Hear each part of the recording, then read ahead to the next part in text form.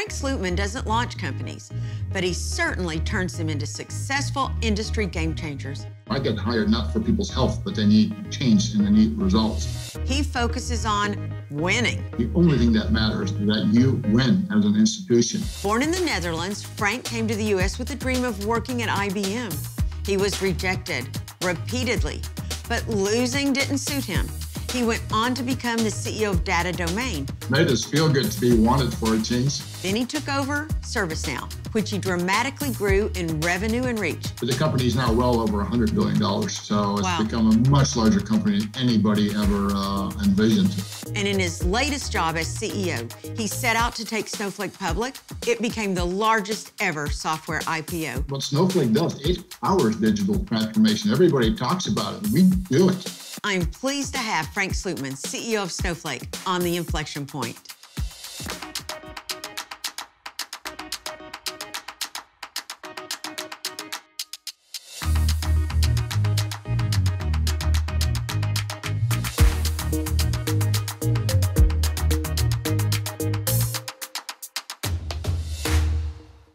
Welcome, Frank, to the Inflection Point. Good to be here, Monica. Okay, you know the name of this show is called The Inflection Point. So my first question to you is, what was your inflection point, that moment when everything changed for you?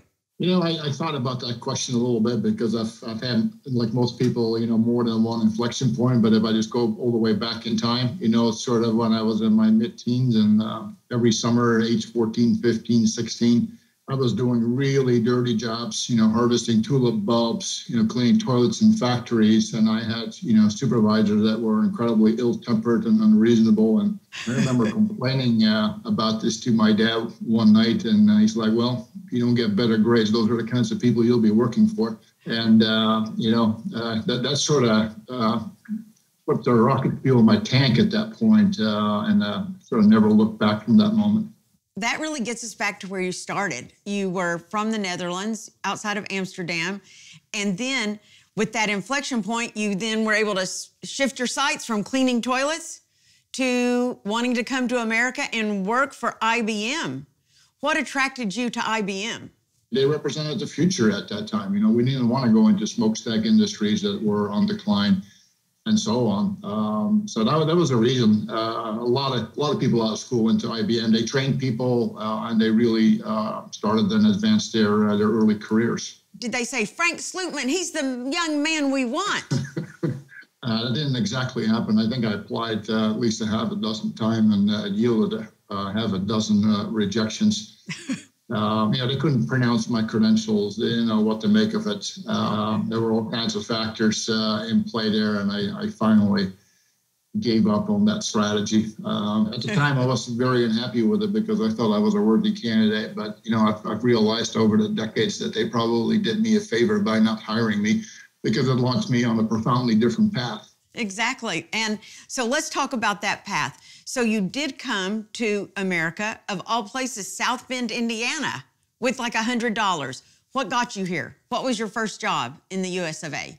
I'd never been to the US before. Back then, people didn't travel like they do now.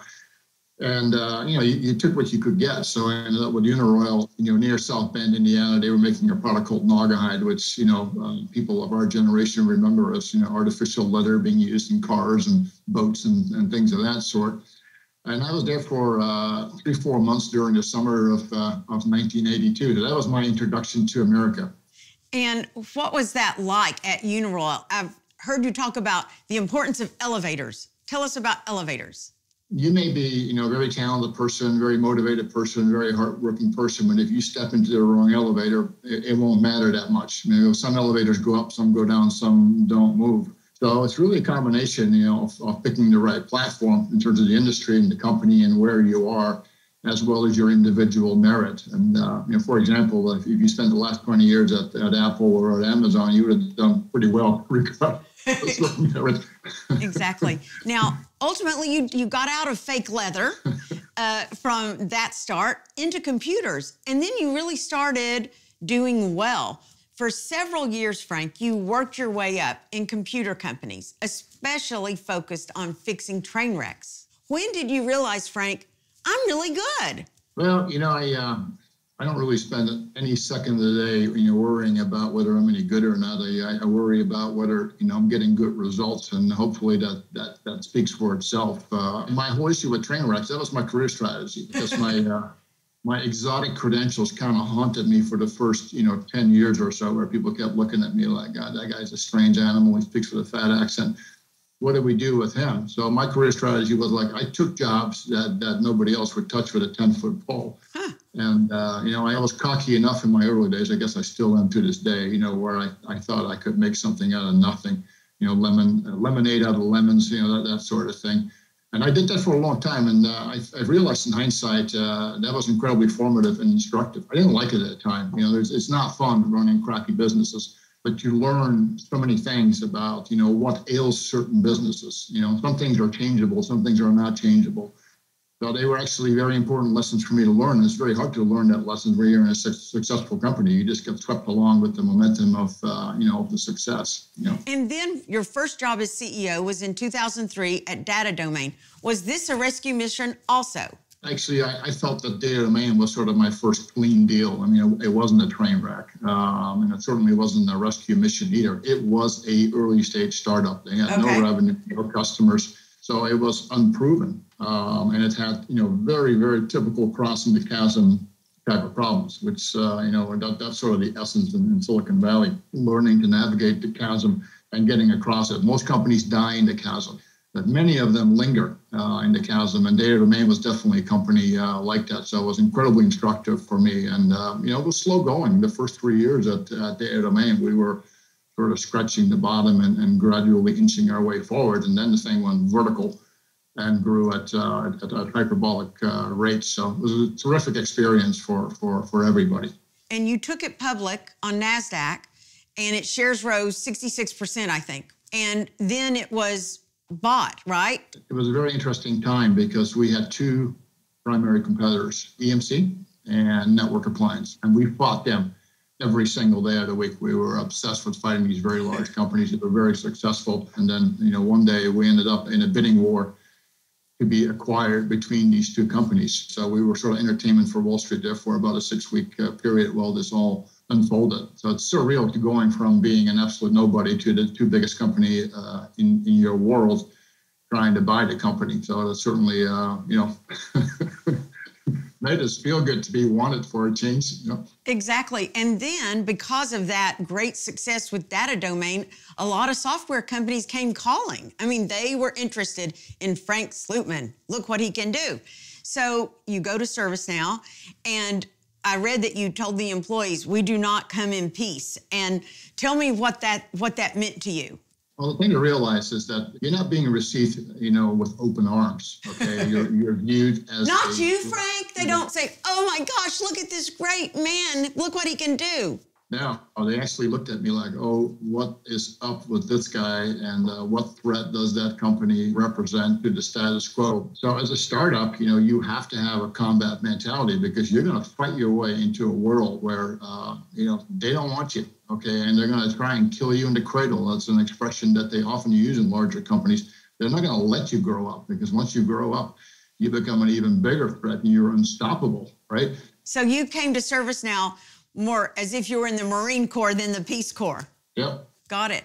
So there was a memorable exchange that was written about when you were at ServiceNow, when someone on the board gave you some unsolicited advice. You, the new CEO, let me tell you what you should do. How did you respond to that? I view the board as a governance vehicle, and that with a fiduciary role to represent shareholders. I need it much less as people that want to sort of, coach me and advise me every step of the way. I've been through many, many wars, and I'm on it 24/7, right? So I don't need to be lectured by board members on, on what it's like, because I'm living it.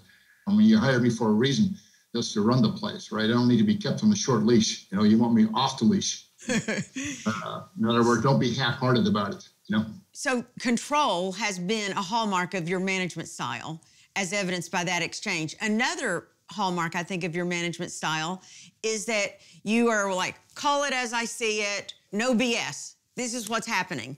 But a lot of people, maybe especially in Silicon Valley, aren't used to that. So What is that about you, and why do you feel that's necessary to be that way?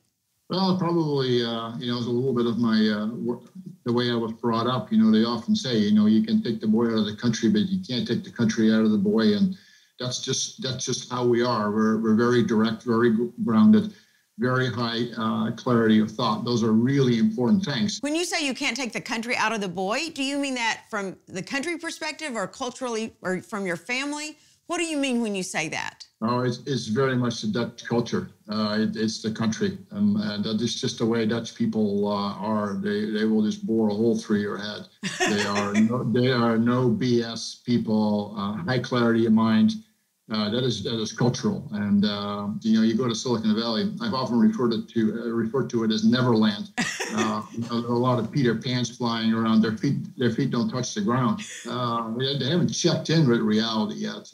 Now, this brass tacks approach to leadership does run counter to what a lot of people want. The Peter Pans are what they want you to coach people, be more tolerant. But have you found in your experience that sometimes it's just not going to happen? It's better to pull the plug quickly when you're working with certain people? Yeah, I've been doing this for a long period of time. And the fastest way to get change in organizations is to change people. And that may sound harsh to some people, but I get thrown into situations where people, and by the way, I get hired not for people's health, but they need change and they need results.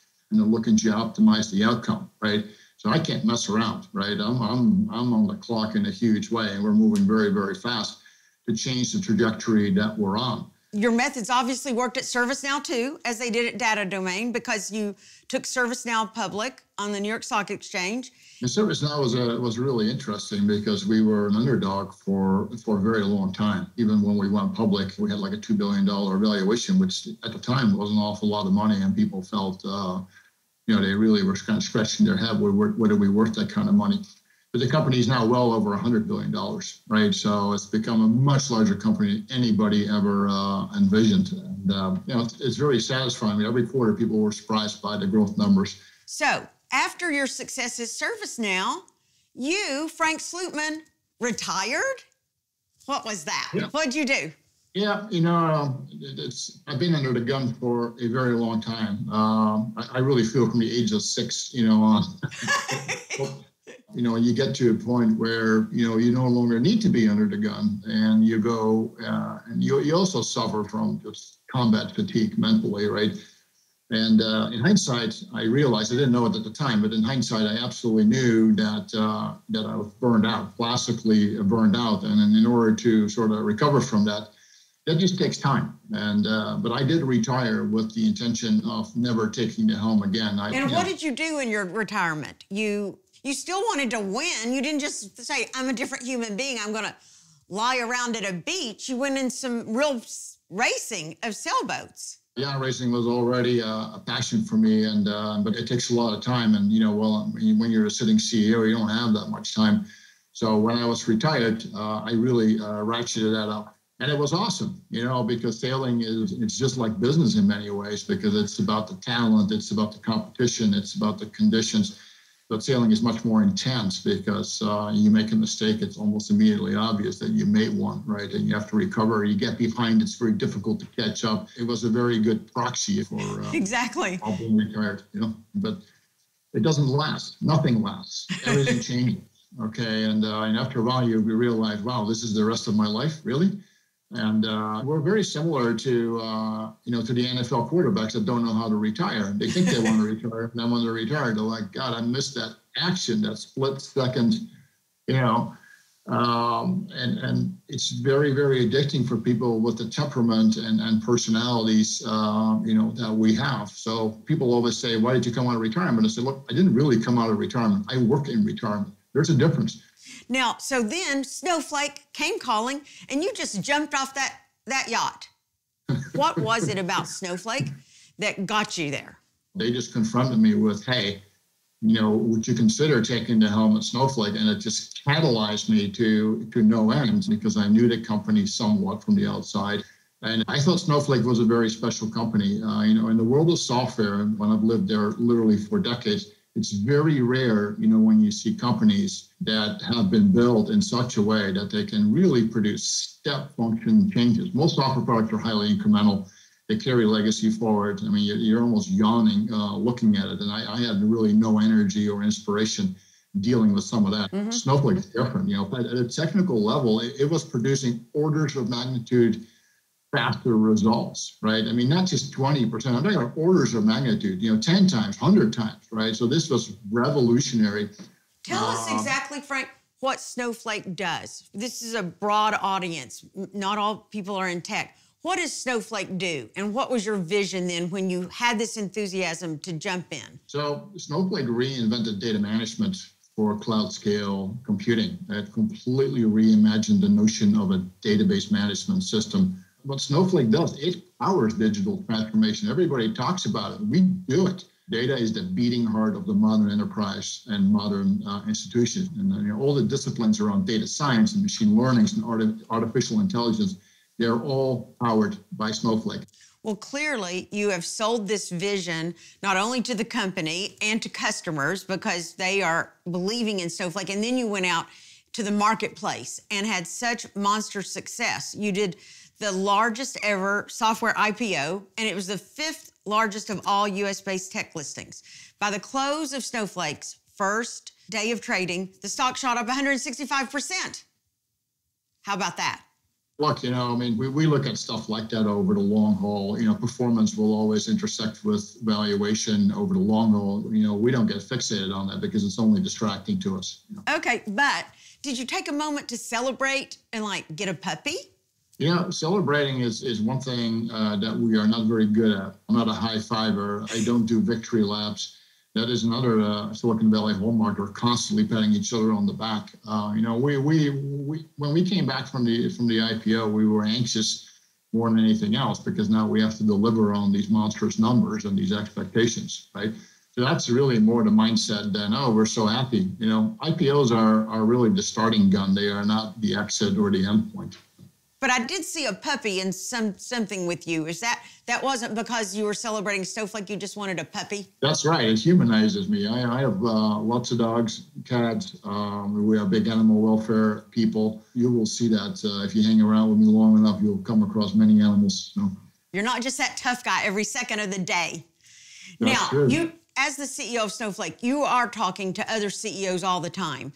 Is it about digital transformation? What is the topic right now that they are obsessing about and coming to you about? Yeah, well, it's digital transformation. Obviously, is a big topic, especially for older enterprises that are just sort of lagging in the evolution. Right. You see it in healthcare. You see it in retail.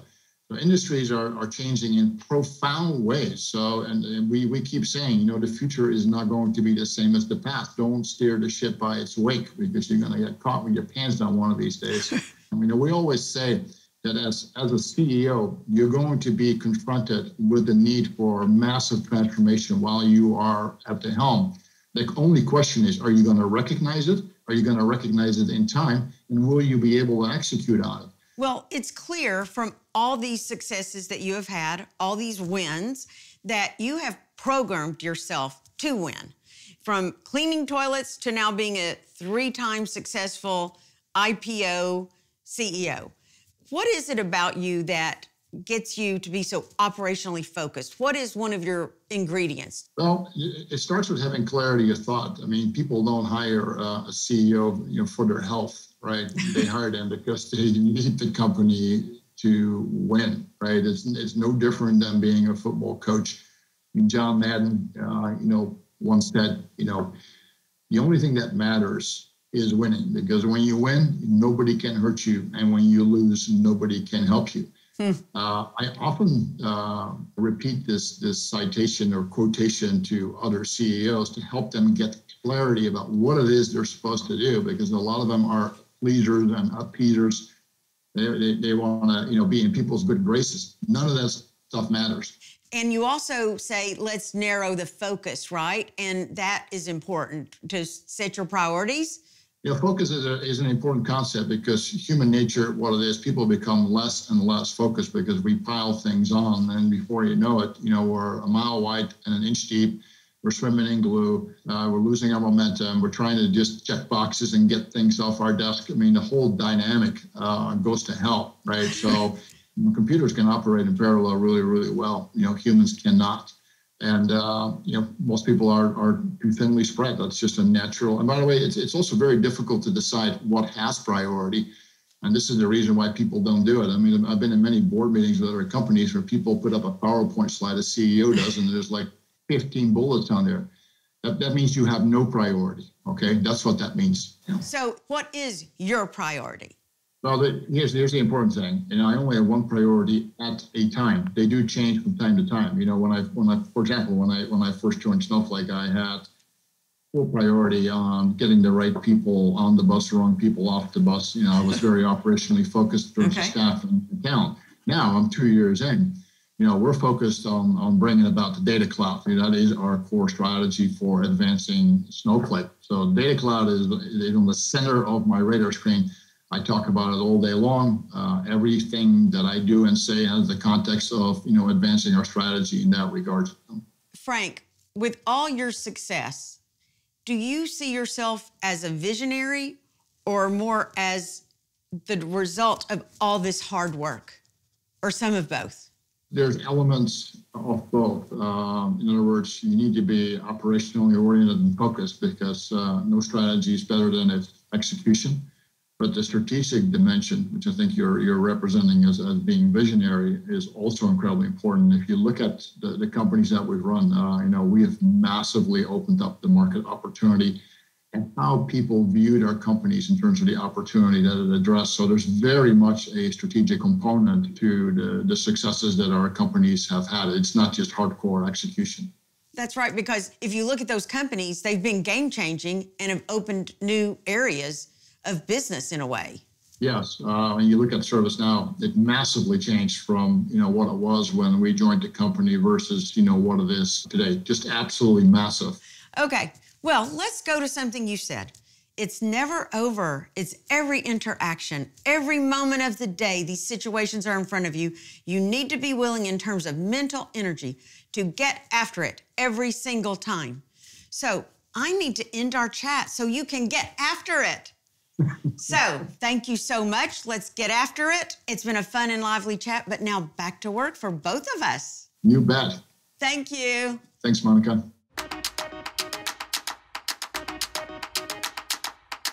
I'd like to take a moment to thank our viewers and our show's guests for making Season 1 of The Inflection Point a big success. We'll be filming all new episodes this summer and coming back in September for Season 2. I look forward to seeing you then.